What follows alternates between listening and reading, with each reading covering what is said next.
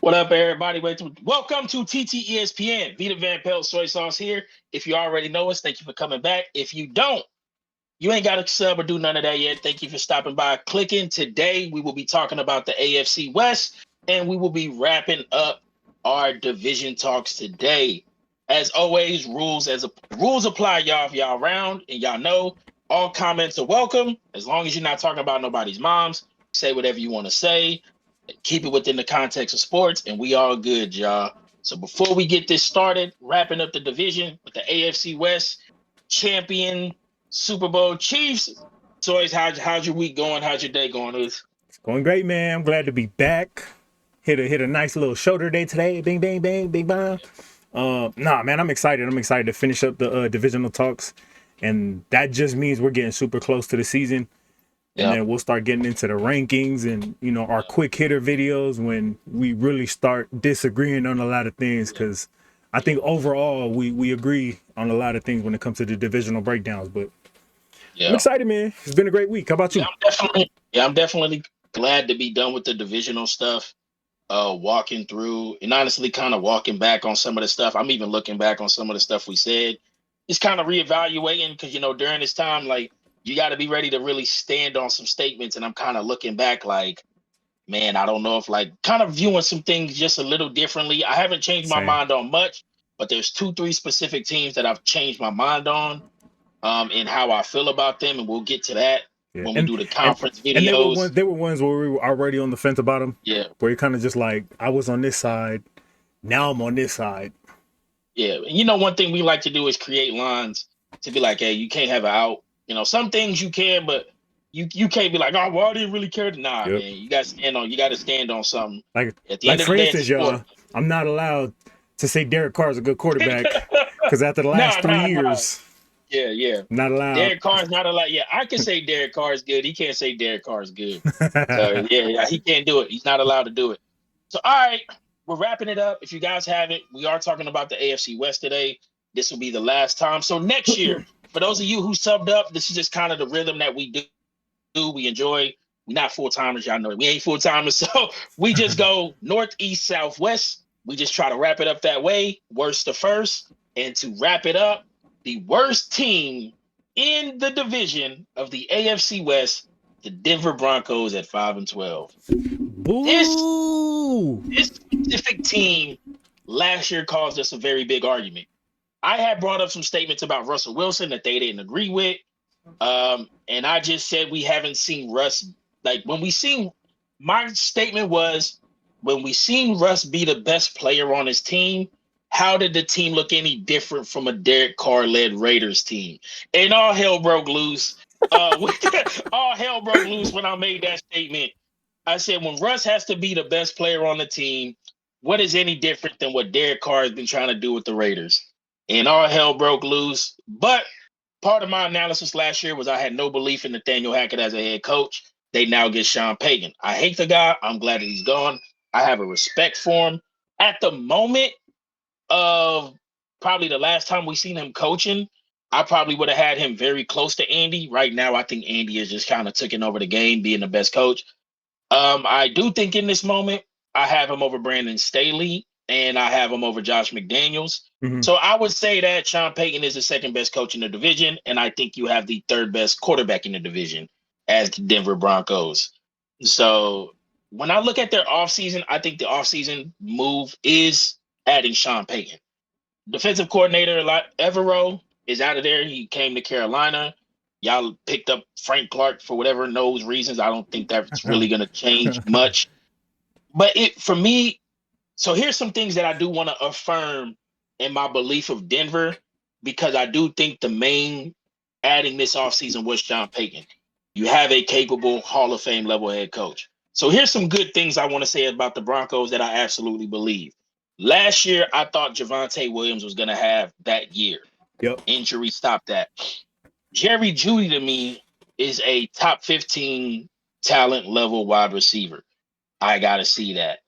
Pat Surtain is CB1 to me. I think Yep. Pat Surtain, if you guys would have seen us on draft night, we was live. I was mad that we took JC Horn over Surtain and Fields. Yeah, we were shook. So We were shook. yeah, we was all shook. And I think at this moment, I still am kind of justified in being upset that we took Horn over Surtain.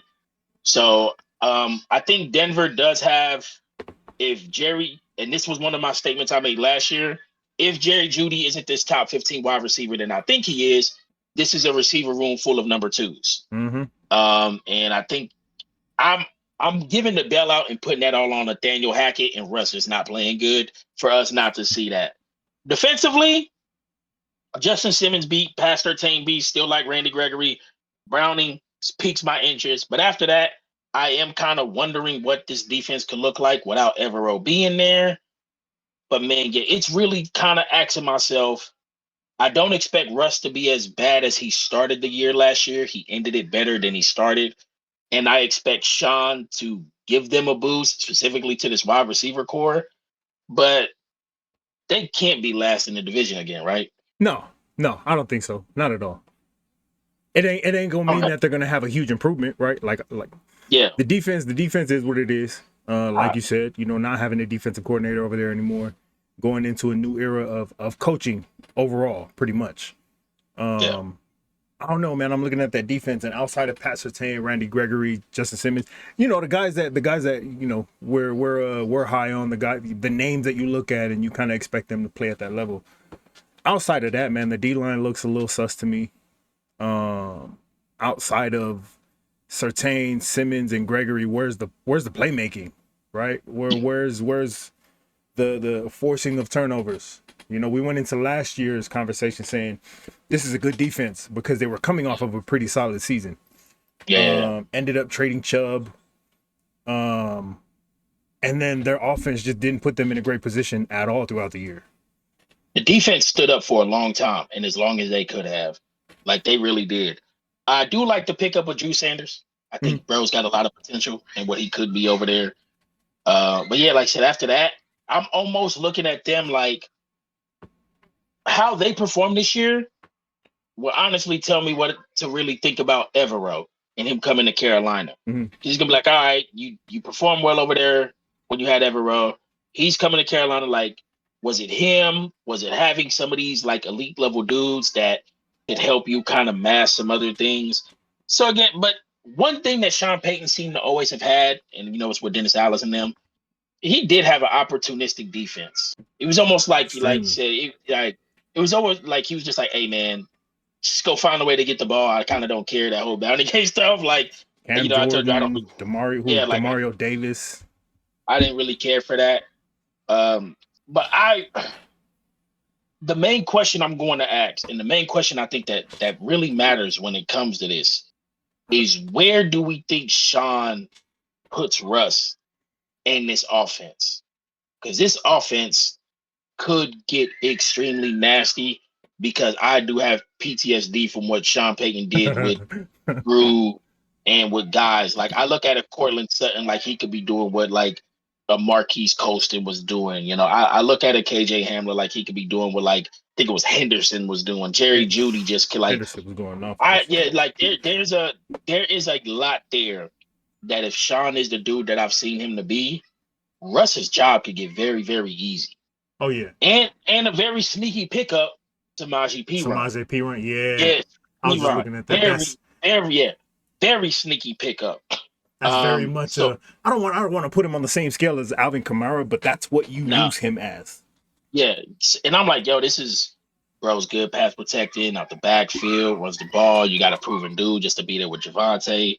Oh, shout out Ben DiNucci, just because the whole Cowboys joke, Ben DiNucci. So this is, and like I said, for the Broncos, I've sat here and I said, well, where like, because you're in a division where you have to close the gap. I think you did the smartest thing you could have and got off of Hackett and brought in Sean Payton. You closed the gap coaching. I'm not going to bang on Russ and like sit and be like, oh, there's a gap between Herbert and Russ. No, I mean, Herbert is over Russ right now. I think it's, kind of clear. But it's nothing to say that Russ doesn't make it more debatable. I do think Russ still has top 10 quarterback in him, even though right now at this moment, I don't think he's a top 10 quarterback. And I think I had him at like 7 last year. Yeah, 7 or 8 I think even last year. he'll have top 10 quarterback games, but as far as like a top 10 quarterback season, I don't know he has that in him, and I don't think he has to have that in him either, right? And I mean, No, you I said don't this think he has to before do it. about Russ last year. Is when the Seahawks was the most successful, he was not the best player on the team.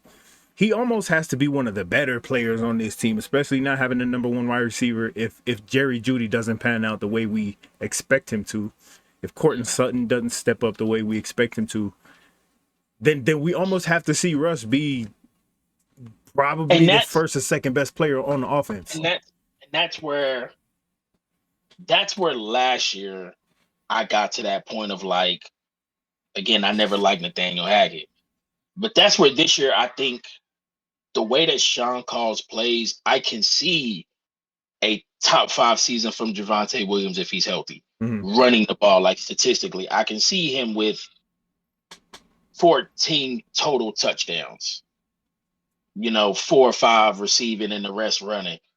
So I could see hopefully Jerry Jeudy has this season that I think he's gonna have, because let me see what he had last year: 67 catches, 972 yards, 6 TDs.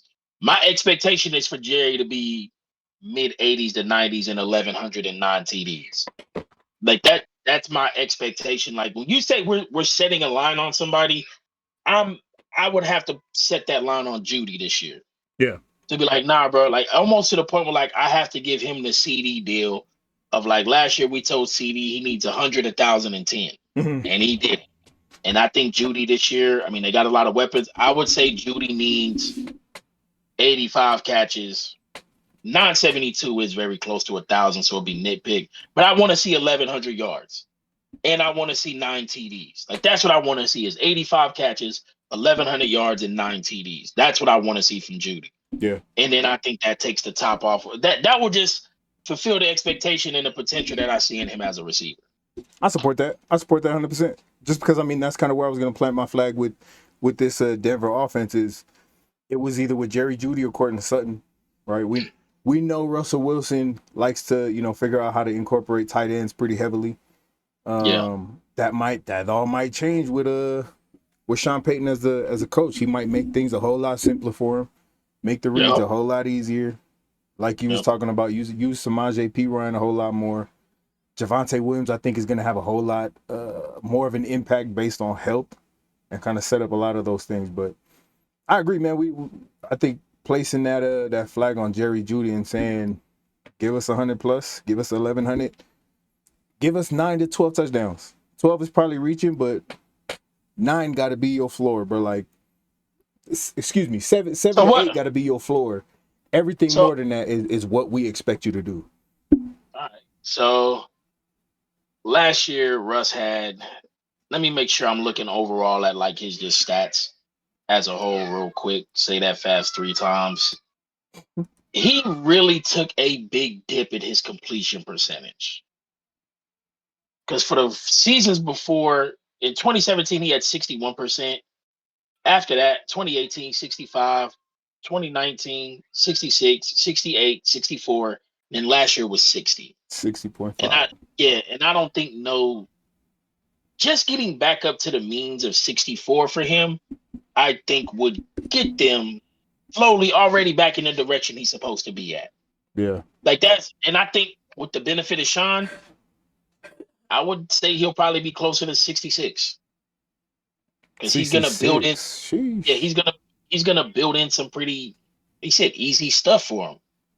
And Russ throws a great deep ball, and I think the play calling, he'll set that stuff up. Yeah. Seeing what he did with Breeze, I think Russ can take some, and he throws a nice deep ball, bro. Pause. Like I think we should see Russ 65%. 65 completion percentage. I'll say 65. I'll say that. 65. I can see that. I mean, the factor always is going to be a Sean Payton. You put Sean Payton anywhere, and you're going to increase the efficiency. You're going to increase just the overall playmaking. Yeah. He went 16 and 11 last year. I don't think he hits anywhere near that 11 this year. Just because, I mean, like you said, Sean Payton's game plan is very quarterback friendly, quarterback efficient. God, But these kids left the dang window open, the doors open. Now I got flies in here all from outside. I know we got crackheads around here and next doors. In the hood, man. All right. Yeah, I would definitely be shocked to see Russ with double-digit picks again. Mhm. I feel like he'll be in a position to take care of the ball better, which then should help the team out.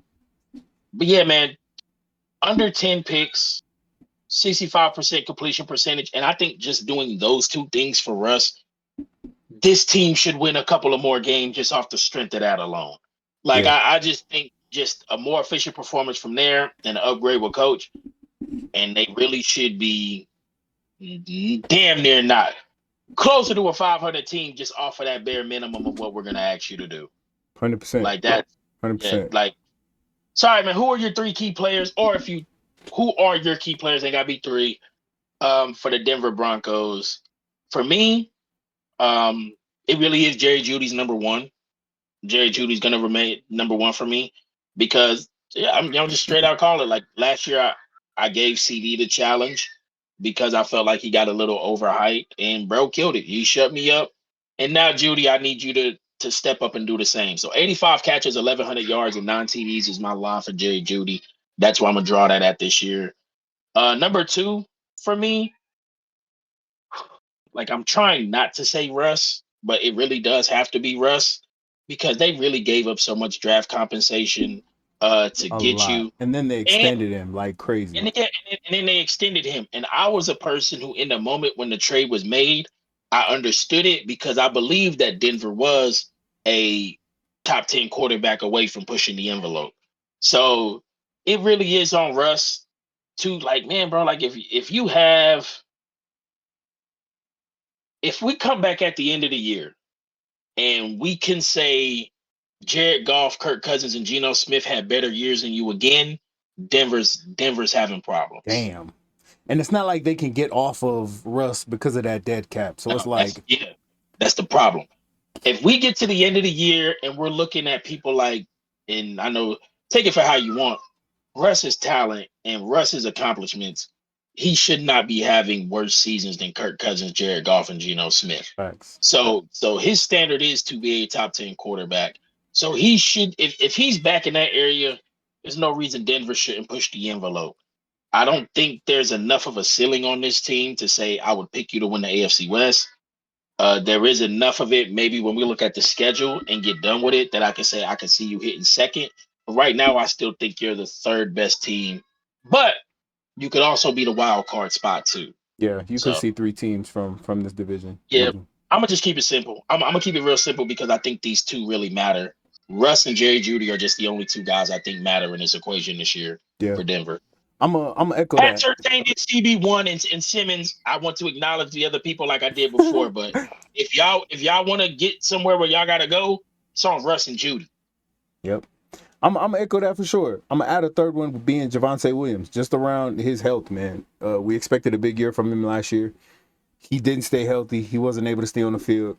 But being in this new offense with a new coach, somebody that is extremely efficient with their offense and with their game plan, Javonte Williams is going to be that other one. I know there's this whole stigma around the league going on saying that running backs are replaceable. I don't know, dog. In this situation with this specific team and this setup, you need a Javonte Williams to be healthy. You're not going to throw a Samaje Perine or Tony Jones or Tyler. You're not going to throw those guys in there and get the same production, right? But that's what I'm going to add is I'm going to add Javonte Williams. That's the other guy's name. Nick Bonito. Yeah, their rookie class. I forgot about Greg Dulcich from UCLA. Bro had like super Cali vibes to me. Nick Bonito. Yeah, they got a nice little draft class too, but I honestly don't expect no impact from the rookie draft class. I forgot to mention that while we was talking about it. All right. Now that we're done with that, let's see if we can get us a ceiling and a floor for the Denver Broncos for this upcoming NFL season. So they're over 5 wins, right? Or they better be. Let's start the floor there. They got to get over 5 to start with. With the week 9 bye week, let's see what they look up to the bye week. I'm not gonna lie to you, I got them clear over the Raiders this year. Yeah, I got them clear over the Raiders. So I'll give you the sweep over the Raiders. By the bye week, God, I think at best they're going to be 4-4. At best.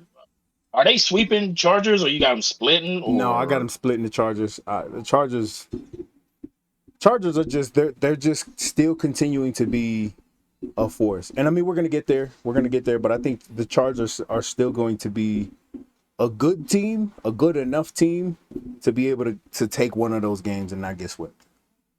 You got them getting swept by KC. Yes. I actually think they'll split.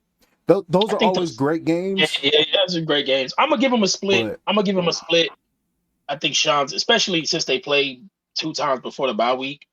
I'll give them a split. I'll give them one. that All might right, be so the you said four and four and four. four about Four the and four bye at week. bye week, yeah. So I'll give them Raiders, Chargers at Miami. I'll give them Raiders, Chargers, Chicago. I give them New York. I give them New York. Oh That's wow. 4. Yeah, I'll give them New York. I gave them So Washington. 4 and 4. That's because I gave them. 4-4 at the bye I gave week with the Raiders, the Commanders, the Bears, and then one of the splits from Kansas City is what I got. so 4. Yeah, 4 and 4 should be the floor of what I see them at. I'm gonna put the expectation on them to be 5-3. 5-3 with that New York game. Yeah. So I'll say 4-4 floor. But that's 4 come out the bye week. You got Buffalo, Minnesota. I got them losing to Buffalo. I got them losing to Buffalo too. I also have them losing to Minnesota. So do I. I have them beating Cleveland, Houston, 6, splitting with the Chargers, 7. 8, 9. I got them beating New England at Okay, home. so I'm giving them an 8 floor, 10 ceiling. Yeah. I'm giving them an 8 floor, 10 ceiling because after the bye week, I will give them Cleveland and Houston, split with the Chargers. I'll give them New England, and They could go I got them over Detroit. 500. Yeah, they could go 500 after the bye week. Yeah. So I'll give them an 8 floor, 10 ceiling. Yeah. Oh, they got Kirk Cousins on Sunday night. They got Kirk Cousins on Sunday night. It ain't good for Kirk. It ain't good for Kirk. That gives you 9. Until Kirk That's proves us otherwise, it ain't good for Kirk. All right, so if they have an 8 floor, 10 ceiling, they would need 9 minimum to be a 7 seed. Yeah, to be in the wild card conversation. So within that 8 floor, 10 ceiling, which one are you closer leaning towards? I mean, 5 games last year. I'm gonna lean more towards that 9, right? I'm gonna be maybe a little closer to the 10. 9 is where I'm a settle, but I think they're gonna be closer to 10 than they are to 8. I agree. I think if Denver has 8 wins, people should be pissed off. Yeah, because I think they go into those Charger games. They go into those Charger games, and the difference in coaching styles and the difference in play calling is going to show. You're obviously going to see the talent on the field with Justin Herbert, all his weapons, that defense. But then when you get down to the halftime drives, you get down to the closing in the fourth quarter, you're going to see a whole lot of difference in play style and game managing. Yeah. And I think that'll probably be the difference between those two games. All right, so we got an 8 floor, 10 ceiling. We both said they should be closer to 10 than 8. If you have 8 wins as the Denver Broncos next year, people should be pissed off. Now, well, I guess we got to kind of save that for the conference stuff. Because is there a boom factor to Denver? No. I don't think so. I think Denver's one of those teams that they're going to win games based on all the little things that they're going to do that they didn't do great with Nathaniel Hackett. For instance, that game where we saw Nathaniel Hackett had them kick the damn field goal. That alone is a win in Sean Payton's book, right? Exactly, right. I'll take that. Games like that is going to be all the difference. And I think it's going to be all those little things that we saw Nathaniel Hackett do trash last year. We're going to see Sean Payton on the other end where we're going to be like, bro, we could have easily won 10 games last year if we had Sean Payton. You know what? Then I'm going to take it back. I think this team, we did it for Houston. We said Houston was just a 7-win team. Mm-hmm. I'm gonna take it back then because that is a good point. This team has to be 9 minimum. This team has to be 9 minimum. This team can be 11. They really should be. Right. Like they really should be with the rust that we know in a Sean Payton that we know. Yeah. That should be enough to make you 10, 11. What week did they fire Nathaniel Hackett? Because I think at that week they just sent it. They was like, all right, bro, we're gonna suck this year. It is what it is. Yeah, but that's when Russ started to play better too. So like, I think 8 wins, anything under 500, people should be extremely pissed off. I'm much more leaning closer to, I would say that I have them at 9 because there could be hiccups across the road. Yeah. But there's really no reason they shouldn't fight to be 10, 11. Yeah. All right. Any final thoughts on Denver, man? Nah, man. Biggest dub is getting Sean Payton. They brought that man out of retirement. Russ dropped a whole lot of weight going into this year. We'll see what happens. All right.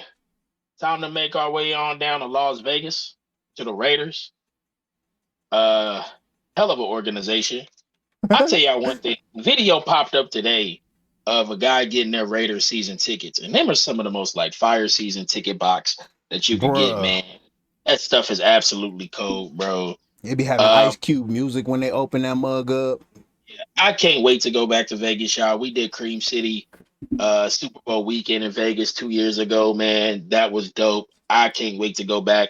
I'm trying to get over there to Hibachi Tom and to what was our casino called that dude said we went to? The Golden Nugget. The Golden Nugget. Baby, I'm trying to get back to the Golden Nugget. Yeah, we trying to roll them up, baby. Yeah, I'm gonna get on the dice. I'm gonna crap out, but I'm gonna get on them. All right, man.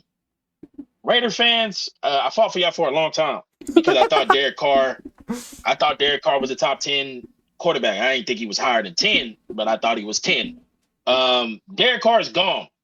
And I'm going to be very, very frank with y'all because I see it. I see it and I'm going to just call it.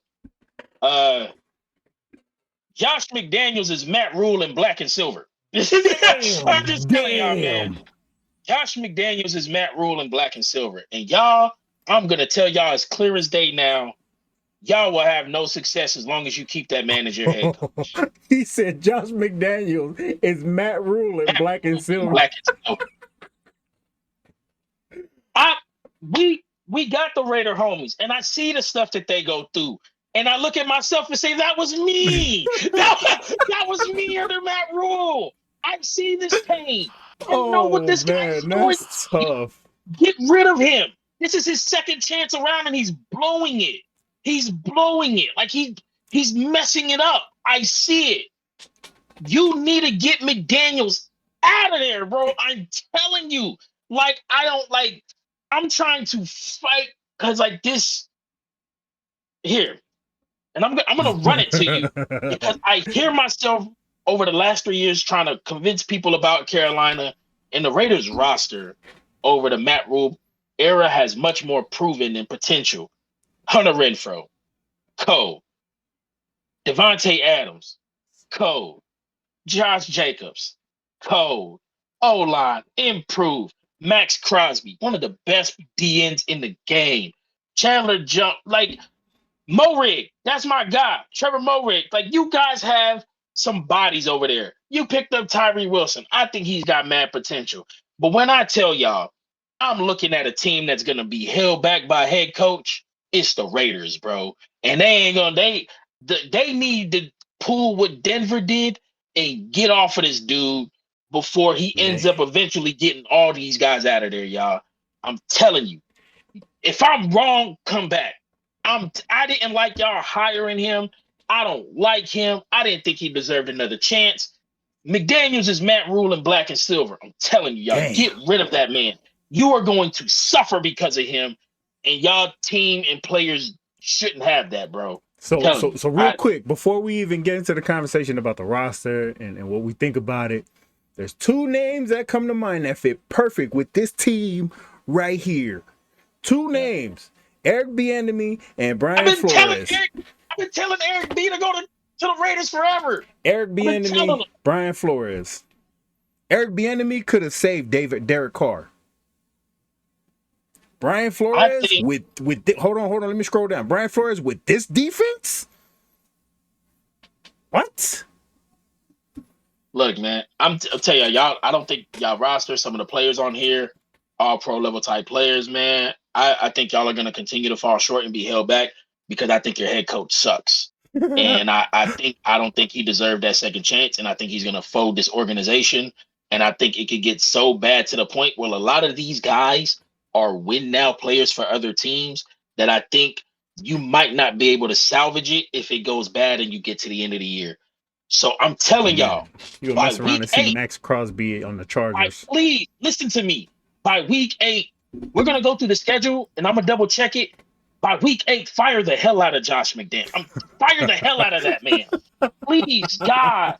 Because this, like, I see it. I see it. They don't deserve like this. I don't trust this man. I don't like this man. He's just like, I'm telling you, I've seen this sucker before, bro. You do not want this man as your head coach. He's killing it, man. Hey, this is He's really the Mike killing it. D'Antonio of the NFL, bro. Yeah, bro. He's not even that good. He's not D'Antoni. You're right. No. D'Antoni had MVPs and cold teams. This man hasn't. I don't know. He's not worth it. And what I'm telling you, maybe the best thing that could have happened is a very bad year and you walk yourself into a top quarterback next year.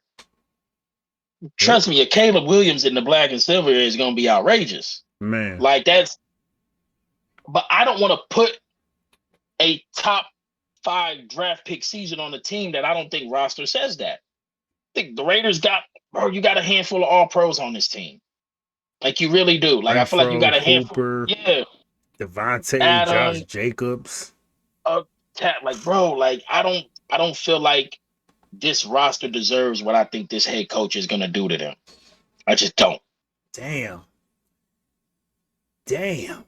Yeah. Josh McDaniels sucks, y'all. And I would just telling y'all, get up out of him. Get up out of him, y'all. Get up out of him. Y'all gotta riot on that man. Get him up out of there.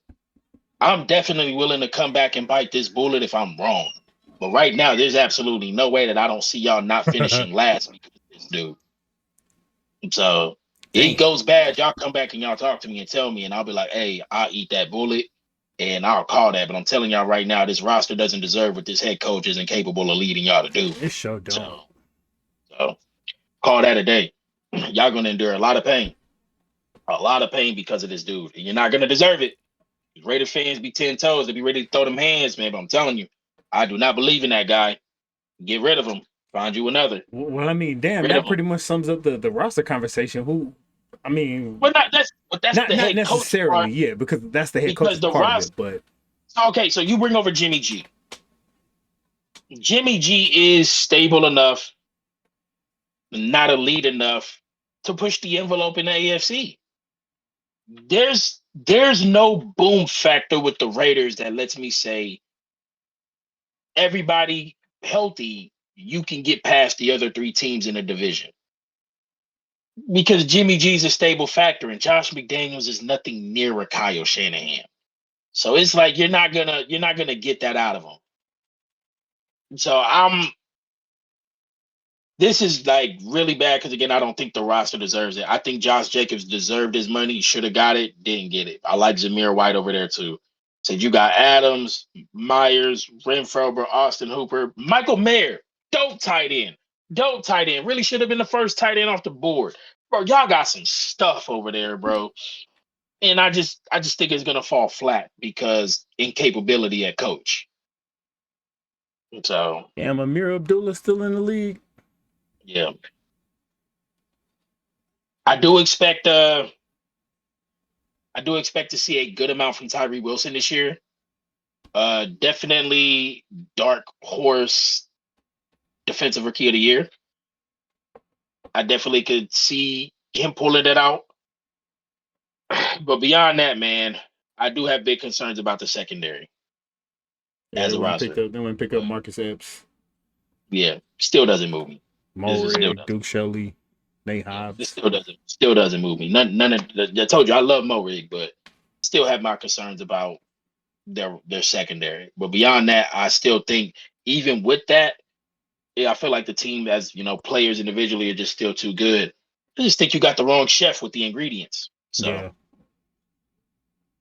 Yeah, when key you got two players. all-pro guys, man, Max Crosby, Chandler Jones, and you can't really speak nothing about the rest of it is.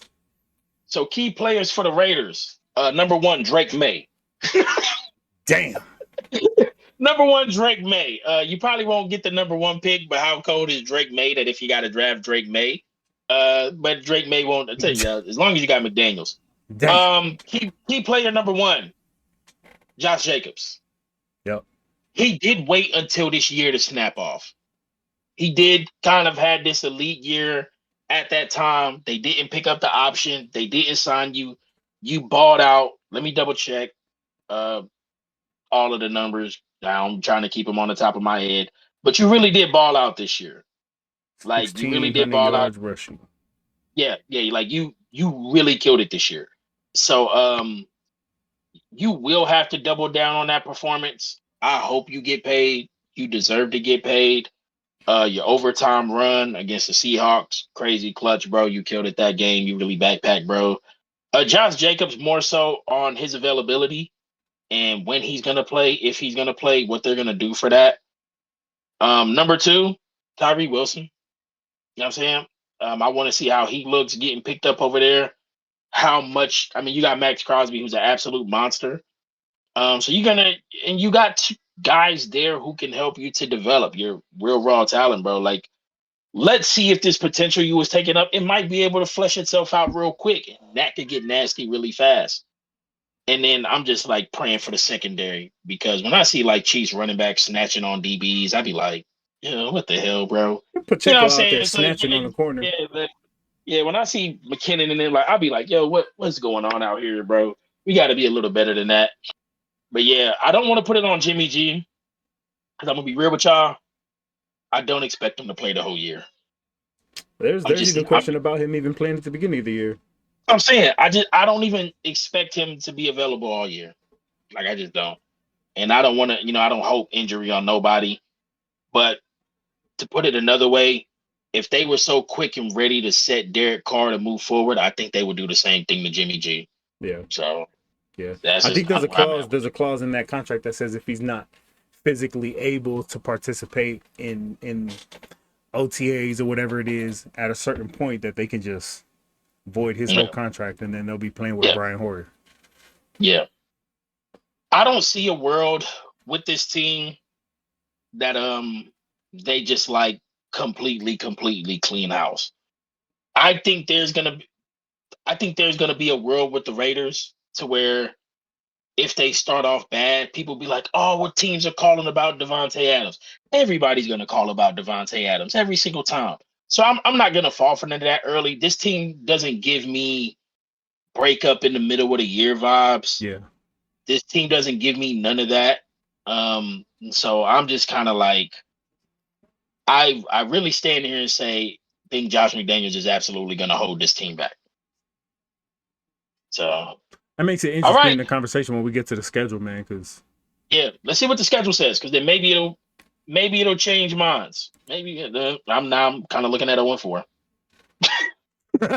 I'm already looking at like, oh damn. Well, going into y'all got a long season until your week 13 bye week. So Denver, Buffalo, Pittsburgh. Where's the win? Where's the win? Where's the win? L. Maybe Green Bay at home. Maybe Chicago. I think Chicago is in Chicago. Even then, I think Justin Fields finds a way to throw 3 touchdowns that game. I'm gonna give him Chicago because I gave him Chicago when we did Chicago's schedule.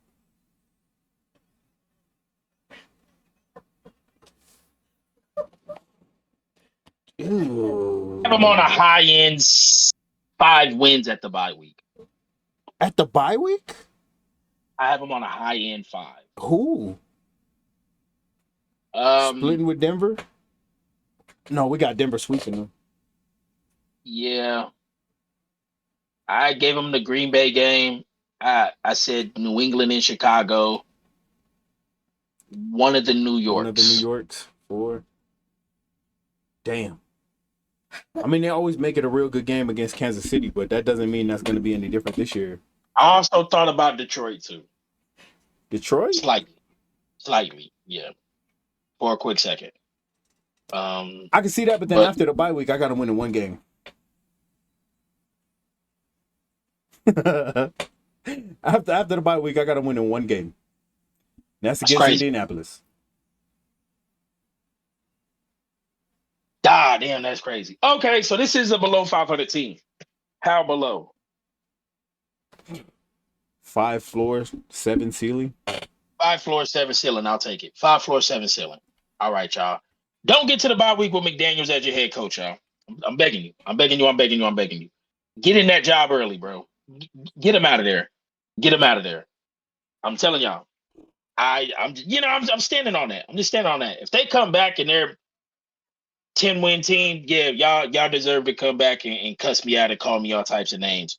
But I'm only holding y'all team this low because I hate your head coach and I don't think he's good and I think he's holding y'all back. There's So absolutely no way these guys are a 10-win team. Yeah. So okay then. 5 floor, 7 ceiling. Clearly last place in the division. I think right now, according to that, they might be a top 5 pick for us.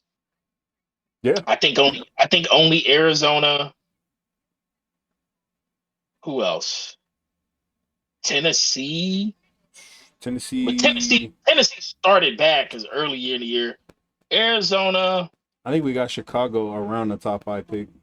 Chicago had the biggest floor ceiling, I think. I think they had like the biggest hit or miss for us. Yeah, we had like a 4 to 5 game difference between their floor and ceiling. I think floor ceiling wise, this is probably one of the worst teams for us. And it's only because of your coach and the context of your division, bro. Yeah. I would feel much. I'm not gonna say that. I'm not even gonna say that because I saw him do it last year, and I don't expect him to do it again. So Was that the Raiders? all right, yeah, they did sweep Denver last year. They're not sweeping anybody. So I don't see them sweeping anybody. So all right, Raider fans. My final thoughts was my first thought. Fire your head coach. Yeah, fire your head coach. Your team doesn't deserve what I think he's gonna have y'all look like. So again, y'all 10-win team, y'all make the playoffs, come back here because I'm gonna swallow that pill. That's a bullet I'm gonna have to take. And I'll take that one. I'm telling you, I stand here and I say your team will not be good as long as he's your head coach and his roster isn't a 5-7 win roster. Your head coach is. So all right. Got any final thoughts on the Las Vegas Raiders, man? Raiders, I mean, Nope. I know we kind of just banged on your head coach. And that don't mean y'all can't invite us out to go to the Golden Nugget in Hibachi Time. And, you know what I'm saying, to come kick it with y'all. We would have loved Eric B, Brian Flores, get ready for that job, y'all. Yeah. Sign them early, man. Do not get to the bye week with McDaniels at your coach, y'all. Don't get to Even the bye Byron week. Leftwich, bro. Go and take that job, Byron. Yeah, like, why is Byron not even getting Byron ain't out there and other He people ain't getting even a gigs and coordinator stuff? anywhere, I don't think. That's crazy, bro. That's absolutely crazy. All right. On to Los Angeles Chargers. Herbo and the gang bringing over Kellen Moore, OC, Brandon Staley, Mr. Bend It Over. Bro was on the sideline doing this thing when he was getting the stretches, bro. Oh, Chargers. Last year, very sympathetic of y'all, man. A lot of injuries, heartbreak stuff. What a way to lose your season, blowing a playoff lead like that. Man. That stuff hurts, man. I had OG at work, and he says it all the time. And he's close to 60. And he says, the Chargers have always had some of the most talented teams in my lifetime and have yet to put it together.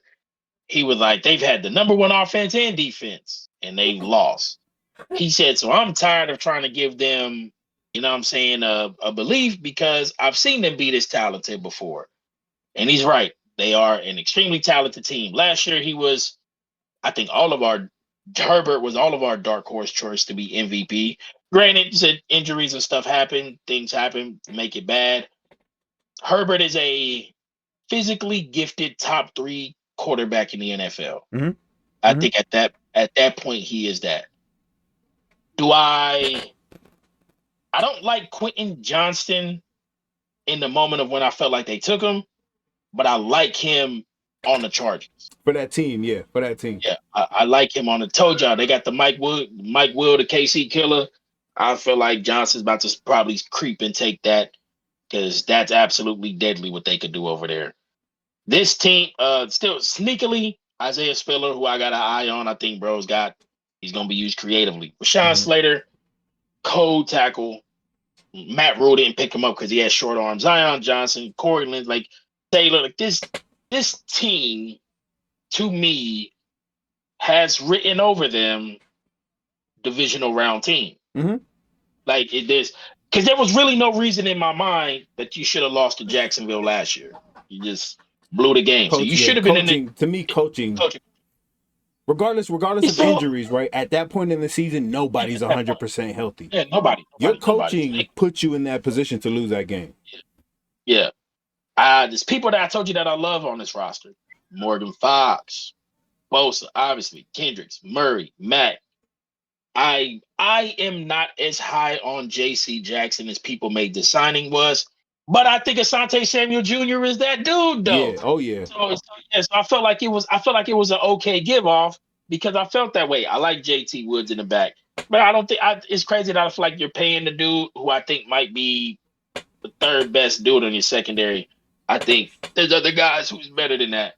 Derwin James, the elite of the elites when it comes to playing safety, bro. Like Thule going over there. The potential kind of seeing behind Bosa and them over there, man. He can work his way into the rotation. So this is a team who last year I picked to win it, and you might have the window to win the division again now. Somebody has to eventually steal this division to not make the game go to Arrowhead.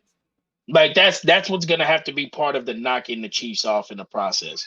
And I'm gonna sound like a broken record when I say like I still feel the same way last year about the Chargers that I do this year. Is you're a team that I say should be a divisional round team and no reason you shouldn't be a conference championship team. In the moment coaching. And I do like what I think they will be offensively with Kellen Moore. Yeah, that people was the big signing right there was Kellen Moore. They're saying, like, you got Cowboys fans saying Kellen Moore was not that great for us. Y'all gonna learn. Yeah. Y'all gonna learn. Y'all still had a cold offense. Yeah, Kellen had his ways. Kellen got his Boise ways. But that man was dialing up an offense, bro. He was killing it. So what's your thoughts on the Chargers, man, in their offseason, man, going into this year? Solid team, man. Like you said, I'm going to just continue to echo that. We're going into this year having the same conversation that we had last year about the Chargers. They have all the potential in the world. Now I think one of the pieces that was missing, aside from just completely firing the head coach, was it bringing in Kellen Moore and just giving him the play calling responsibilities altogether. We don't need to see you to go for fourth down every time, bro. When it's 4th and 2, we don't need to see that. You have a hell of a defense. Don't put them in a sorry position, bro. Punt the ball. Like, yo, kick the field goal, bro. Take just kick the field goal, bro. Just kick the field goal, bro. Like, what do y'all could have been in the playoffs 2 years in a row because the Raiders was ready to take that tie, but y'all want to go out and go for it on 4th down and fail. Then what happened? Yeah, it's Staley. I don't want to say he is on the hot seat because I don't think there's many other options that you would want to go out there to take to bring in. Yeah. Even them picking up Sean Payton, I'm glad that they stayed with Brandon Staley. I think that was what was better for them. You said it's just in those moments, bro. I think you just gotta stop being so horny. Take the simple thing that you could take. I know down the line you'd be like, oh well, what if? Yeah, bro, but just take what you got on there. Stop leaving so much meat on the bones, and that'll be it. Like that'll be it. So this is a supremely talented team, and so I think only adding Kellen Moore on what this team could be healthy. Like I said, this really should be a top. Let me see. To be real with you, this really should be a top 4 team in the AFC. Actually, yeah. That's how I feel about them. All right, key players. Got any key players for the Chargers? I'm not gonna say there's gonna be a key player. To me, the key thing for them is just health. Just health. I'm not even gonna put it on a player. I know Austin Eckler had to talk when the offseason started that he wanted to be traded or paid. That's obviously died down significantly, especially since he's seen Saquon's not getting paid. Josh Jacobs ain't getting paid. So it's like Why continue to make noise? Just play into your role, play into your contract. I do believe he should be paid. Let that be out there. But I'm not really gonna put any of a key player on anybody. Just more stay healthy. Y'all can stay healthy. Y'all will give yourselves a better chance to knock off going to Arrowhead. I'm just put my key emphasis will be coaching. All that, just coaching. Staley, Kellen, like y'all just because the Chargers do have that ability to be inconsistent, and let's see the ability to play elite like we think your team is every week. So yeah, I would just put it on coaching outside of just health, coaching, and in those moments, bro, Staley, I know you got some big nuts, bro. Do what you got to do to handle that, but stop being so horny all the time, bro. Take the 3, bro, or take the field position and call it a day, bro. That's it, man. But I will ask you some questions here. Yeah. Through it. So, probably the next video you guys are gonna see from us will be the quarterback rankings. At this current moment, where does Herbert rank for you? I got him top 5. Top 5? Yeah, I got him top 5. So can you name the top 5 then? It'll be Pat, Josh. I think I'd put Burrow there. I put Herbo there, and then I'd put Lawrence. I have Herbert 7. Okay. I have him 7. I have Pat, Joe, Josh, Lamar, Trevor, Jalen, Justin. And then it'll be Aaron, Matt, and Dak. 4, for me, 4 through 7 can be extremely interchangeable right now. Yeah. So like I think in the right year, Herbert could leap up to 3. I think in the right year, Herbert could leap up to 2.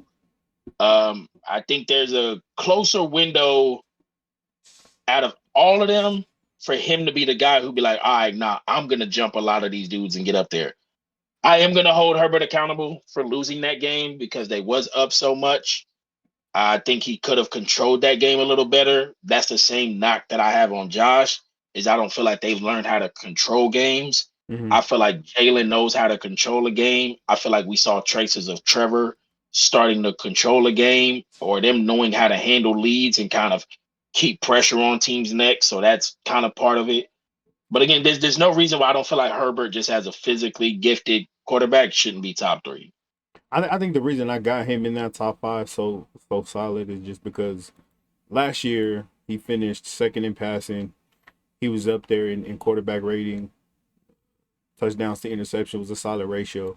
But not even that. I think he carried in from the previous year where he threw 5K, and he was only second to Tom Brady, who had a freakishly crazy season. Yeah, he went 43-12. Herbert was right behind him, 5K, 38 and 15, right? Like 38 touchdowns, 15 interceptions. So, I mean, like you said, on any given year, on a great season, Herbo could jump to number 2. He could jump to number 3. But then coaching will also put him into a number 5, 4 to 7 range too. So there is a player that they picked up who has my interest. Dayan Henley from Washington State, linebacker they picked up. Yeah, I feel like he's pretty versatile dude. See how he kind of works his way into there. As much as I like the thought of Kenneth Murray and Eric Kendricks, I think there still has to be somebody behind ready to step up and kind of take over. But that's just a guy who I like and kind of caught my interest over the draft. Tom, I mean, this dude's kind of cool. Like, I kind of like his game. What are your rookie expectations for Quentin Johnston? Because he's with a dude who we know is going to send it. Yeah. I don't know, man. Especially looking the makeup of this team, I don't know what to put. So then let me ask. So you got, out of the wide receivers who were drafted that I think will have like immediate impact, Zay Flowers, Quentin Johnston, JSN, and Jordan Addison are the 4 dudes who I think is going to really get time. At the end of the year, do you think he performs better than any of the other three? No. So you think Zay Flowers will have a better year than I Quentin? think Zay Flowers will definitely have a better year. I just think he's in a position on a team that is going to put that as the emphasis, right? He is one of those key pieces. We talked about Baltimore when we got over there. He's one of those guys that we looked at like they needed you. Yeah, They didn't really need Quentin Johnston. Great position for them to add. Great, spot for him to be able to put him. yeah. But if Keenan Allen, Uh, Mike Williams, and Gerald Everett stay healthy, which is always the question for these last 2 years, is if they stay healthy, you're not really gonna need a Quentin Johnston other than fulfilling those plays here and there where those other two guys are locked up, which rarely happens. what you think you have a better year than Jordan Addison? After Jordan Addison's incident recently, maybe that dude could be off the field for a couple weeks. I heard they ain't doing nothing, but that was his No, first. Yeah, that was first report. We'll see. Maybe somebody gonna put some pressure on his neck and make them do something. But I think even he'll. I don't think he'll outperform Jordan Addison either. I think he almost fulfills that Adam Thielen role that they lost. I'm not saying he's gonna have Adam Thielen production. I think he's gonna have Adam Thielen opportunity that's gonna be spread amongst like Hawkinson, I Addison, guys like that. and who else we say JSN. So when I look at the receiving stats, you don't think he just can't do what Josh Palmer did? 72 catches, 769 yards, and 3 TDs. I got to look at the situation. The reason Josh Palmer did that is because they were out They were without out. They Keenan were out. Allen for a Yeah, good they were amount of out. the season. They were And you're without right. Mike Williams at the end of the season, so it was almost a situational thing. So when I kind of look at this, I think I can see 55 to 60 catches, 6 touchdowns. Because I think he's going to get heavy usage in the red zone. I'd be okay with that. 65, 65-ish catches. I think he's going to break some stuff too. So I would see like 600 to 700 yards and maybe like 6 touchdowns. I think they'll draw him up in the red zone. I'm looking at the closest person for him to be production wise would be Addison. And if I'm saying that Addison is taking that production that Adam Thielen had, Adam Thielen went 70 for 718 last year with 6 touchdowns. Yeah. So if But Thielen Addison is had high. doing that, Thielen had high. Yeah, Thielen had high red zone usage. yeah. So I think so he so had. if I think he had Addison one is of the doing highest. that, Quentin Johnston, like you said, 50, a couple hundred yards with what 6 touchdowns. I think that's Yeah, realistic. yeah. I'm giving him 6. I'm gonna give Quentin Johnson 6. I think he'll be one of them touchdown type dudes. So, all right, let's get a floor and ceiling for the Chargers. Yeah, let's get our floor and ceiling for the Chargers, man. Finished second in AFC West last year. Let's see what they got this year. Open up week 1 versus Miami at Miami. 3-1 at the bye. 3-1 at the bye. Only losing to Miami. Ooh. All right, I can see that. I can see that. 3-1 at the bye. Coming out the bye week. Dallas, I will give you the edge over Dallas. Have you splitting with the Chiefs. I will give you the edge over Chicago, the Jets, Detroit, Green Bay. That's a home game versus Baltimore. Uh, Damn, this might be an 11 win team. 3, 4, 5, 6, 7, 8, 9, 10, 11, 12. Okay. Sheesh. Chargers is a 10-win team for a fact, Yeah, right? 10 floor. Maybe 11 How floor. high? If 10? I'm gonna go 10 floor, I'm gonna give him 12 ceiling. I'm not gonna make it more than a game and a half difference between that floor and ceiling. I'm giving them hold up, 3, 4, 5, 6, 7, 8. I'm gonna give them a 13 ceiling. Damn. Okay. Yeah. 10 floor, 13 ceiling. And you should finish comfortably second in the division at minimum. At minimum, yeah, absolute minimum. But I mean, like we talked about, which we're going to answer later in this conversation, is what do we got to do to get it away from the Chiefs? It's going to start with winning as many games as you can to take the division from them, so that it doesn't go So, through Arrowhead. It goes through. but that's also me agreeing with you. Is they have to get to the bye week at 3-1. If they get to the bye week at 2-2, it's sold. Because Yeah. I don't feel like they could turn it on like that. I'm giving them Dallas. I'm giving them the split with KC. I'm giving them Chicago. I've been kind of disrespectful to the Jets, but I'm giving them the Jets. I'm giving them Detroit.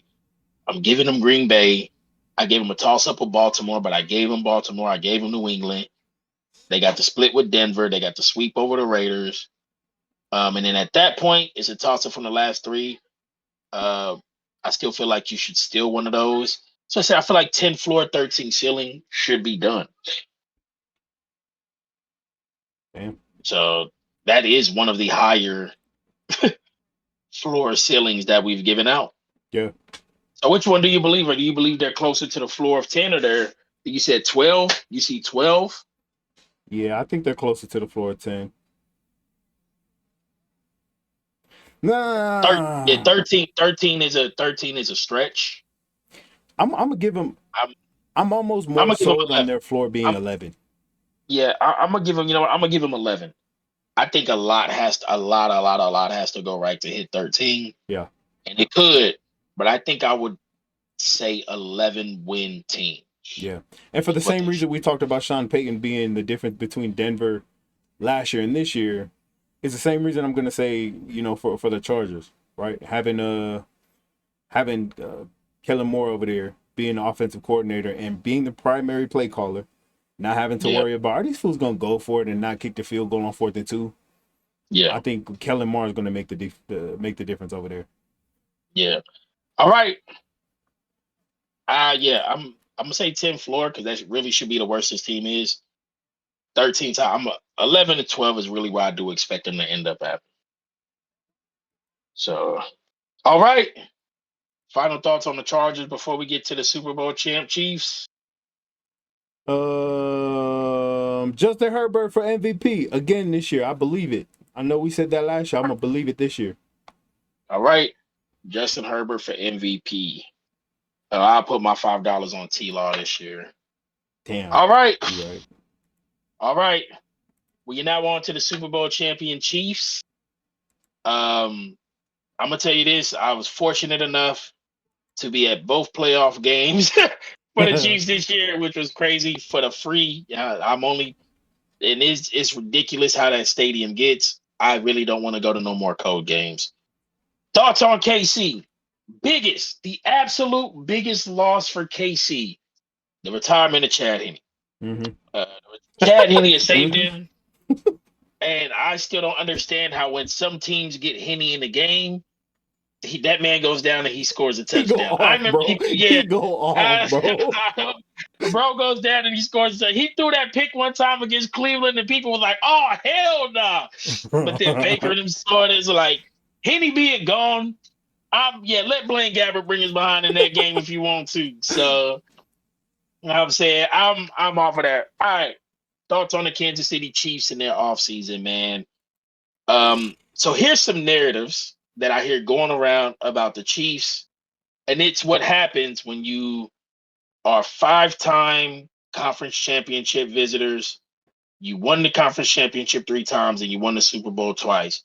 So you have to start to nitpick on where people see you and your reality as a Super Bowl team and one of the top teams is you start to distort perception of what it is for other teams.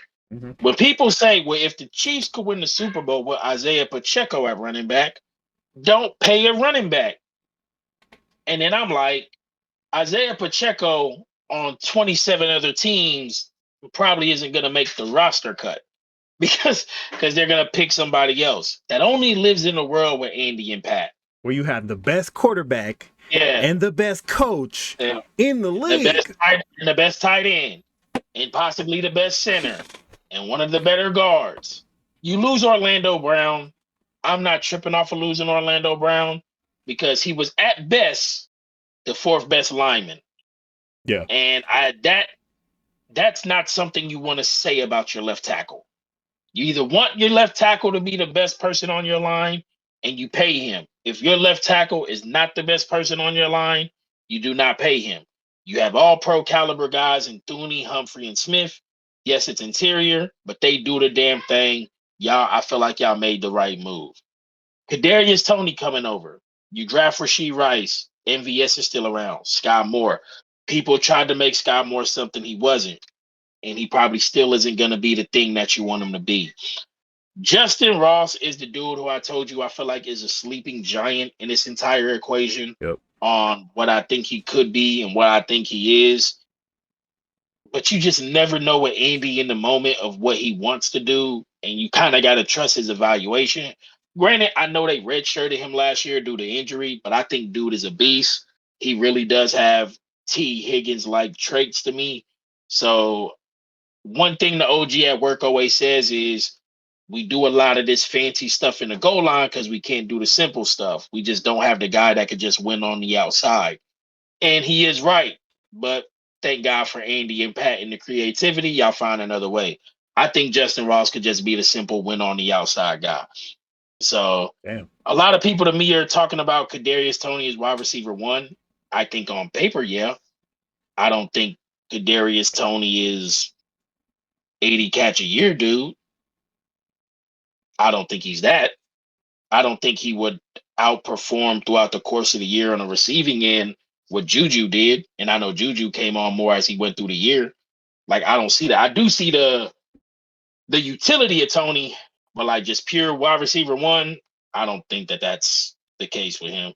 But you get to have that class when you have on the back end, you still got Kelsey running around. Mm-hmm. Defensively, the tagline I've heard is, we went to the Super Bowl and we had a bunch of rookies on defense, which is cool. I like McDuffie. I like Brian Cook. I like Justin Reed. I said Nick Bolton was a great middle linebacker. Mm-hmm. Chris Jones, I like. I know they picked up Felix. I don't know how much he's going to impact this year, but I like Karlaftis. So when people try to tell me, hey, I think KC, because we got young guys who made it, they're all expecting growth. I think KC could have a top 5 defense. I don't believe it, because I don't think that that's what Spag does. I don't think Spag is ever going to be the DC who's like, I'm going to hold you to 150 yards a game. Yep. Nah. Now, if you told me the Chiefs led in pressures and turnovers, I would believe it. But if you told me they was about to go on some shutdown, nobody gets no yard stuff, that's not what's in this team. Yeah. What's in this team to me is what we saw in the Super Bowl. A team who was opportunistic when they have to be, but they give up a lot. I just think that characteristic is going to stay. Yeah. So I think Spags is one of those dudes that says, yo, do you know who I have on the other side? Yeah. I don't need to shut nobody. I just need to make some plays, pressure some things, and put the ball back into Pat's hands. I was talking to my barber, the KC fan, and he was like, do you think we can have a top 5 defense? I said, no. And he said, why? I said, because, and I told him my honest truth. I said, bro, I think Spags just waits to call plays till 3rd down. And I think he's like, I said, bro, I just think he waits till 3rd down and is like, oh, I've been drawing this up and I can't wait to use it. I've been waiting for this blitz. Yeah. I've been waiting to send this. And send something so exotic. Some dude's always screaming free that you can't stop. And then it causes havoc. And he was like, yeah, you right. I said, yeah, bro. I said, I don't see in him wanting to be the guy that I think he likes to create chaos and turnovers and pressure. And he does a damn good job at doing it because he also has the ultimate eraser on the other side. So he's like, hey, man, if I'm playing the Chiefs, I'm throwing deep on 1st and 2nd down and running on 3rd because I'm not about to let this dude get free blitzers off. Yep. You know what I'm saying? Free rushes off. So I don't think that's in Spag's game. Last year, I seen L'Jarius Sneed come on the blitz, and then I seen Nick Bolton end up at safety. I'm saying like what? Yeah. Bro's horny, bro. He loves to draw it up, and he be drawing it up. So I don't see a top 5 shutdown yards per game defense, but I do see a defense that's always going to make it difficult on any quarterback, especially when Chris Jones is rocking in the middle. You got Chris Jones. Yeah. It makes creating that havoc so much easier, and I think that's the identity of what they want. Yeah. You got Karlaftis, who's going to be a year better. year better, but even when I look at him, I just look at a steady, consistent pass rusher. Yeah. There's nothing that there's. I don't think there's. Let me make sure that I'm not like speak, but that's like how I view him. So like, let me see. Rookie year, he had 6 sacks. Um, I can see him potentially touching 10, but I don't think we'll see him. No, like consistent 12 type of dude. Yeah, I look at Karlaftis as one of those dudes where he plays a fundamental game. He's gonna Yeah, set the edge on stretch plays. He's gonna rush up the field and create some pressures so that the pocket is there for Chris Jones to wreak havoc on. They got Danny Shelton now, so they got some more bodies to throw in there in the middle. So yeah, and that's how I feel. Like, so this is a team like I'm almost scared because, like I said, every time we've put people up against KC, we've given 85% of the wins to KC, and we was like, man, nobody's beating KC when we matched them up. Um, and this is like the worst thing to say, but minus a Pat injury, you know where this team is eventually on the pathway to end up. in the AFC Like, Championship game. yeah, and then which is crazy because I remember when the Pats was dominating and winning, and then it was what Chiefs player did it was the person who went low against Brady in the season opener and caused the rule to be like no going low on it. Like, yo, you the reason why Jimmy G and all these other quarterbacks got a job because y'all went low on Brady and messed this stuff up, and they were supposed to go back to the Super Bowl that year. Right. So like, yeah, like I think again when you're a team who makes a consistent presence like you do, I don't think you want to try to emulate building like them because you can't. You have to find your own way. But I do think they have built properly. They've constantly loaded up. And I think there's a lot of weapons here. Said my sleeper would be, and maybe it's not a sleeper. Maybe they've evaluated him enough. But I told you, I think Justin Ross is a sleeping giant. I think he's a dude over there who can make big plays over there. Trent McDuffie, I I'm like not gonna Trent say McDuffie. I like Trent. Now don't get me wrong. I like Trent. I like Trent. I like Brian Cook. And they also picked up Lamar Jackson, 4th-string corner. The Lamar Jackson joke continues. The Lamar Jackson joke continues. Yeah, but I told you, I think Nick Bolton, I said it 2 years ago, like halfway through the year, and Bali called me stupid. He's a pure middle linebacker, one of the rare breeds of the day. I think dude's an absolute beast. I think Willie Gay feeds off of him. He doesn't move me much, but I think Nick Bolton is the truth, though, man. So to highlight players, I'm going to highlight wide receiver core. And I hate when people say, well, there's no true number one, so this is a bad core. Like, no, this is a lot of weapons for him to use. But the one thing that I don't see outside minus Travis is the chain mover. Juju started to become that towards the end of the year. I don't see the chain mover here. And that may become a problem down the line. I think that's why KC wanted D-Hop so bad, because he was going to be the possession third down chain mover. I don't see that guy on here. Yeah. But if that's your only complaint, it's a hell of a complaint That's to a have. good problem to have. It's a good problem to have. This is just my evaluation. I don't think losing Orlando Brown meant nothing, but let's hope that it stays that way. Because what if his presence is missed? Yeah. What if Orlando was better than I'm saying he was in the context of his team? Then that opens up a whole lot because you go back to that, oh, damn, here go Pat running like he was in the Super In Bowl the and Super Bowl stuff. year against the Patriots, I'm against the sitting, Bucks. yeah, I'm sitting here telling you, and I do believe it, Thuney, Humphrey, and Smith are all better linemen at this current moment than Orlando. But you also don't want to go like the Rams did from Whitworth to Noteboom. You know what I'm saying? And be And like, nah, damn, that's a difference. yeah, be like, oh, snap. We didn't realize how good, like, bro might have not have been one of the best, but we went from good to bad. So if Donovan Smith holds on, you know what I'm saying, to that position, we'll see how that works. Let's hope that Orlando Brown isn't as big of a miss. His presence isn't missed as much. Yeah. And then, I mean, beyond that, man, defensively, I told you, I think Nick Bones, do I want to say all pro level? Because I mean, that means I would have to put you over Fred Warner, and I don't think I want to put you over Fred. For 1 year, potentially, yeah, I could see it.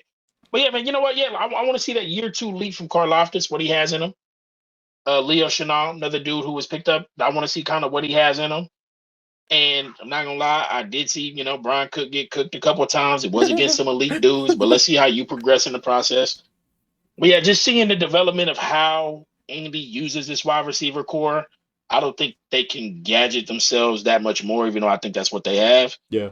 And let's hope that Orlando Brown isn't missed, because then that becomes a problem. Key players for me is gonna be. I'm gonna start with Trent McDuffie. He had a pretty solid year last year with it being his rookie year, but I think going into year two, he's almost gonna take it upon himself to say, I'm gonna shut down one part of the field.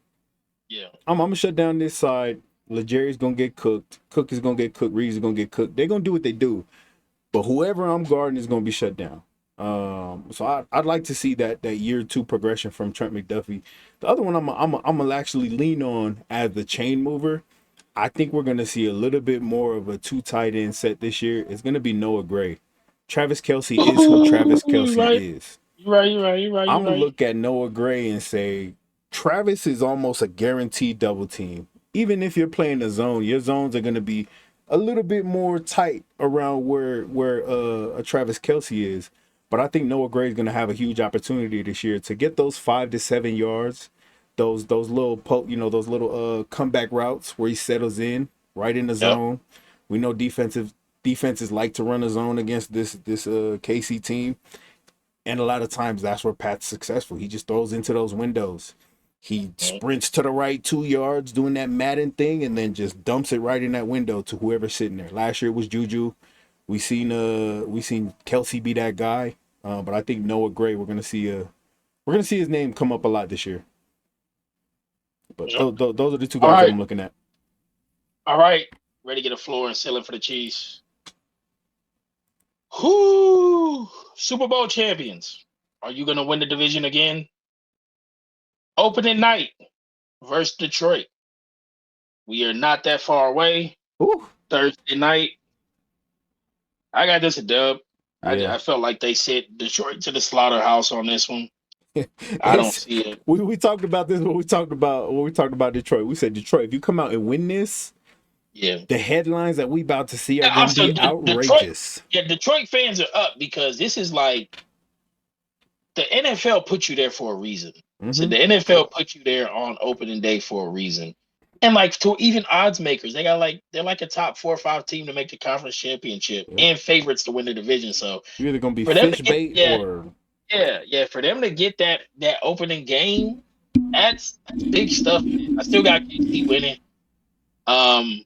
At Jacksonville, ooh, I got them losing in Jacksonville. I think I low key do think Jacksonville might get a revenge game. Yeah. I do think Jacksonville get a revenge game. This will be the Beating early Chicago. KC loss that we see every year in Jacksonville. Beating Chicago, Yep. beating Chicago, beating the Jets. Yep. I like the Minnesota matchup. I would, because again, we got to nitpick some losses here. I would take Minnesota. I gave a split with Denver, a split with the Chargers, sweep the Raiders. Yeah. And then you got week 9 against Miami. I'm going to take them over Miami. That's a London game? Yeah. So that'll be 1, 2, 3, 4, 5. So they will be 6-3 at the bye week for me.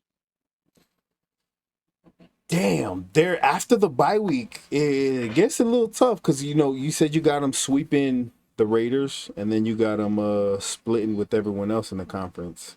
After the bye week is a little tough outside of New England and Green Bay. I think they beat New England, Green Bay. I think they lose to Philly.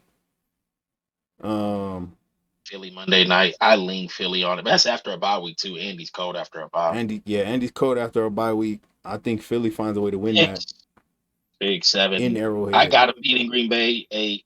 Buffalo. At Buffalo, I give Buffalo 1. New England 9. Raiders 10. Yeah, and then those last 2, you got them splitting. So the floor is 10. But where's the ceiling? 12. I'm gonna say 12. I know last year they finished What they finished 14-3, So I think 14-3 I last think year. said what did they finish? 14-3. I got the ceiling 13. Okay. I got the ceiling 13. Also like the Chargers, I think, but I think they're closer to a 12-win team. Yeah. This might be one of the years where KC finishes second due to a tiebreaker with the If Chargers. that's what I said, if the stuff goes right with the Chargers, it would almost put them second. It's Yeah. just Yeah, the what Chargers else. have to have a great year in order for them to be Yeah, a yeah. 12-win team. To be, KC yeah, KC wakes up and they walk into the season a 10-win team. yeah. So I would say I still think they're closer to a 12-win team. This team literally shouldn't be no worse than 10. More confident in that. I think they're closer to 12. I think the Chargers do have the boom factor in them. Mm-hmm. But like for KC, there's games that I'm nitpicking L's. So like I'm saying the Jags, but they could win that. I'm saying Minnesota, but they could win that. I'm giving them a win against the Jets, but they could lose that. Philly, however you want to toss that. I'm giving Buffalo the dub, but again, they could win that too. I think they are closer to a. I really want to say their floor should be 11. Yeah. All right, so you were saying that we got the KC finishing at an 11 floor. Yeah, 11 floor, 13 ceiling. Okay. That's what I think when I look at them, and be more kind of confident to say that I think they'll end with 12 wins. So it would securely for me pick KC to win the division because again, there is that more like having the hope that a lot of things go right for the Chargers. But Yeah. I said 11 floor, 13 ceiling. Yeah. Best coach, best quarterback in the division, best tight end in the NFL. I mean, let's be honest, best coach, best quarterback, best tight end in the NFL, all on one team. Yep. That's a recipe for a whole lot of success. Yep. All right. As we get to wrap up the AFC West, last team we talk about is the Chiefs, defending Super Bowl champs, 5 conference championship games in a row. I think in the moment people aren't realizing how like crazy that is for half a decade. You've had the conference championship at your home stadium 5 times in a row. Like that's ridiculous. And I'm glad to say that I got to go to the last one, but that game was cold, bro. That's ridiculous. Like I give it up to fans who go to those games. Because like I told you, we left 7 minutes into the fourth quarter because I had told bro, I said, hey man, if we don't get out of here now, we're gonna be in this parking lot till 2 a.m. And I'm glad we did. Because we got out and got home in 20 minutes and people was really in that parking lot forever. Saw the last minute or two, like 3 minutes of the game. Oh yeah, I had my phone had it playing in the car. We had it up, hooked up. We was driving, watching the game, so it was up. But I was like, nah, bro, that stuff is ridiculous. So looking through, how can I place this? Because eventually, so I'm gonna walk through the Chiefs dynasty because this is a dynasty. Your first year, you lose to Tom Brady and the Patriots in your first AFC Championship game. Mm-hmm. The second year, I believe you beat the Titans in the conference championship game. Mm-hmm. Comeback game. Year 3, which was it year 3? What happened? I'm trying to remember. That would be the 2020 season. Because who did they beat? They beat Buffalo, right? I think they beat Buffalo. Yeah. In the conference championship game. That was and then they lost. Then they lost to Tampa in the Super Bowl. Yep. The next year you come back, you lose. They lose to Cincinnati. You lose to Cincy, then you beat Cincy this year. Mm-hmm. I don't feel like during none of those runs was KC ever in the playoffs supremely dominant. Yeah. How are we not dominant and we won? That's not what I'm saying. That's not what I'm saying. So you remember when the Warriors went 73-9 and then they lost, right? Mm-hmm. But during that whole playoff run, like first, second, third round, he was like, it's a wash. Like Denver this year, 5 games, 4 games, 5 games. You know what I'm saying? Like Yep. it was a wash. Year 1, you play some tight games, you lose the Brady AFC Championship game. Year 1 with the Patriots. Everybody knew, or my perception was, whoever got that ball in overtime was going to win that game. The coin toss went to the Pats. They won. The year you win it, one of the dopest comebacks. You come back against Houston. You come back against Tennessee. You come back against Frisco. You've built this reputation with Mahomes and the statistics we have over him as a starter of, you're more of a dangerous team always coming back. Mm-hmm. Like you were down 10 at halftime this Super Bowl. And you walked into the locker room with a hurt Mahomes. You know what I'm saying? Like people was like, yeah, what the hell? So like this team really has threaded the line of being great or being the Bills, who made it 4 times in a row and never won. You know what I'm saying? The team that, damn, y'all could be amazing, but like y'all could be amazing. Like this is like the polar opposite coin of it. Eventually, you can't keep towing that line before it happens. Mm-hmm. Like you can't keep towing that line before it's just like, hey, some of these dudes are just gonna best you that day, and it doesn't diminish where you stand as a team. I think I've said it. I think this 5-year run from Andy and Mahomes is probably the best 5-year run from any quarterback coach we've seen. Yeah. I think it's a better 5-year run than what we've seen from anybody. Even Belichick and Brady. Who takes them out? Who do you think is the biggest threats to keep that game away from it? Because again, as long as it goes to Arrowhead, it's gonna stay in Arrowhead. Yeah. So like I'm even watching Quarterback on Netflix. I remember when he said they lost to Buffalo, he knew like, hey, this had implications for the home playoff game. And then, the DeMar Hamlin stuff happened, what kind of affected that Buffalo Bengals game and stuff like that. But it's like right back in Arrowhead. Yeah, and it went right back. So now it's almost like, if you give Chiefs the first week bye, they're going to again have the Arrowhead Invitational, like Nick says. So what team would you say needs to just spam up the regular season dubs to keep it away from going there? Three teams. Yeah. To me, it's going to be the Chargers, which they're in the same division. It's going to be extremely hard for them, especially since they got to play Kansas City twice a year. Yeah. The other team I'm looking at is Jacksonville. Extremely possible in their division. They can sweep the whole division. Not saying they're going to, but they could. Yeah. The other third team, this is one of those teams where every single piece has to fit in the right place every single game, and it's the Miami Dolphins. See that too.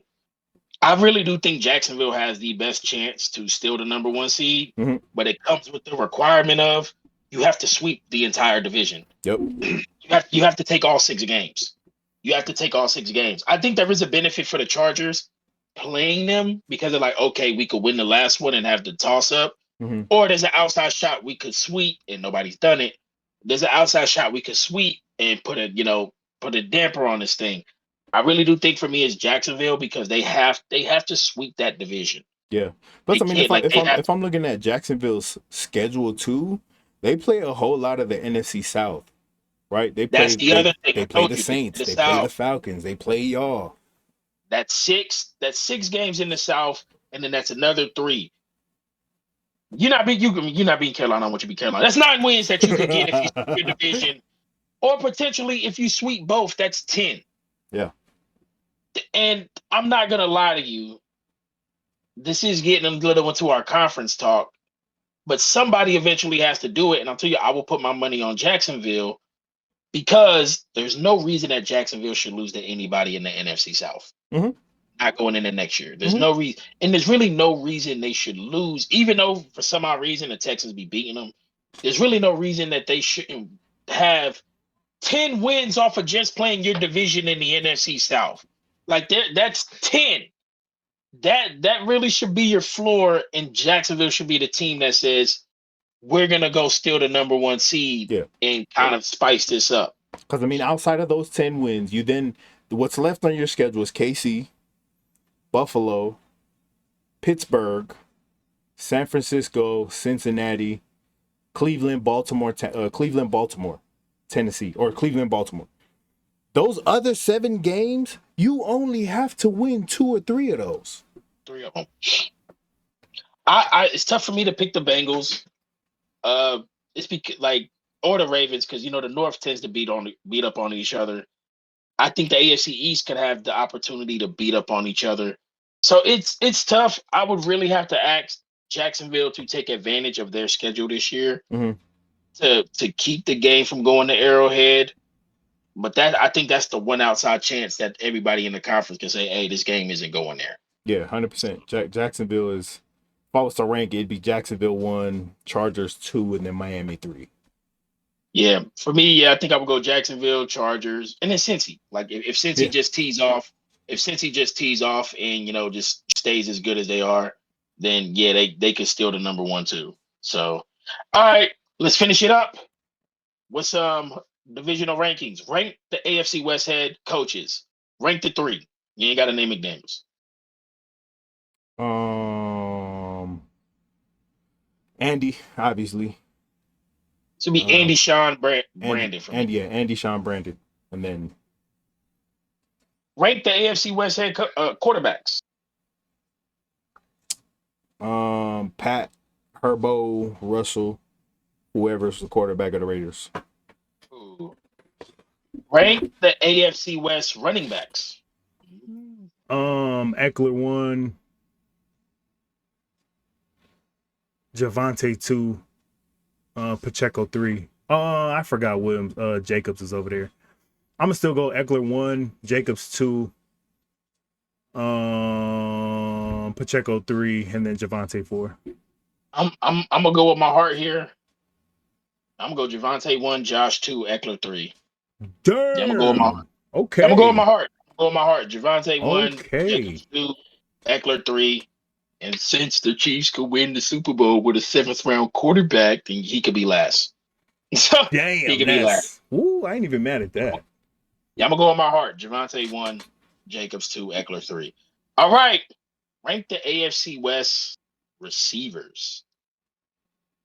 Ooh. Adams 1. Adams 1. Adams 1. Allen 2. Allen 2. Allen 2. Who's 3? Williams 3. Mike Williams 3. Yeah, I'm gonna say Mike Williams 3. Or Hunter. Nah, I'm gonna say Mike Williams 3. Hunter's 4. Hunter's 4 for me. Hunter's 4 for me. In a vacuum, you can take Hunter 3 and be cool. You right. You right. Why the Raiders got 2 of the top 5 weapons at receiver, and then y'all don't deserve this, bro. I'm telling y'all, division, man. And they gonna suck. Yeah, man. I just hate y'all head coach. I'm telling y'all, if I'm wrong, I'm wrong. Y'all come back and tell me. Yeah, I'm gonna go with my heart too. I'm gonna follow it. I like Hunter over Mike. Dang. I like Hunter slightly. It's not a clear. It's not a clear. It's not a clearing. I slightly like Hunter over Mike. Bruh, think you just said it. They got the two of the top 5 receivers, top 3. Yeah.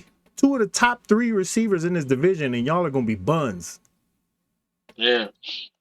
All right. I think 4. Well, 4 would be Mike, so it'd be Devontae, Keenan, Hunter, Mike, Judy. Yep. And but then really whoever you want to put that's number 1 in KC. Yeah, it really shouldn't be nobody, because I have to put that on Judy. Judy should be 2 over Keenan, but I can't put him 2 right now. So yeah, I just slightly like Hunter over Mike. I'm just saying. All right. I don't like what Hunter might be this year, though. Now that I think about it, I think Hunter was good with Derek. I can't. I might have to switch that. I don't think Hunter's gonna have a year. Now with Garoppolo. Yeah, I can't see that. I think Hunter was great with Derek, though. All right, rank the AFC West defenses. Chargers 1, Raiders 2.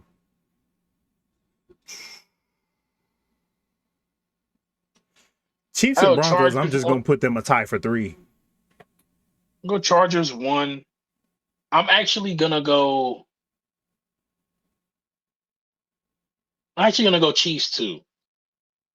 Because I think Evero meant something to Denver's defense. So I'm gonna go Denver 3. And then I'll go Raiders 4. Cool. All right.